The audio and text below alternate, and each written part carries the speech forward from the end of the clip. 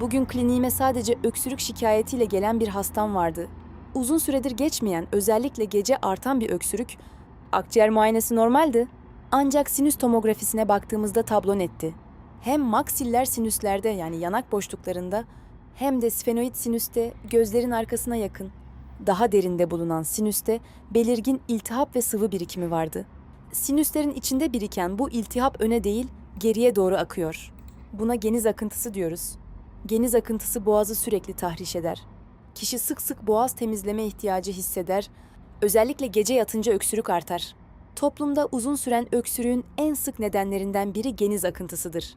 Yani her öksürük akciğer enfeksiyonu demek değildir. Eğer öksürüğünüz haftalarca sürüyorsa, gece artıyorsa ve beraberinde burun tıkanıklığı, yüz dolgunluğu ya da baş ağrısı varsa mutlaka sinüsler açısından değerlendirilmelisiniz. Bazen sorun göğüste değil, burun ve sinüslerdedir. Anlaşılır şekilde hastalıkları öğrenmek için takipte kal.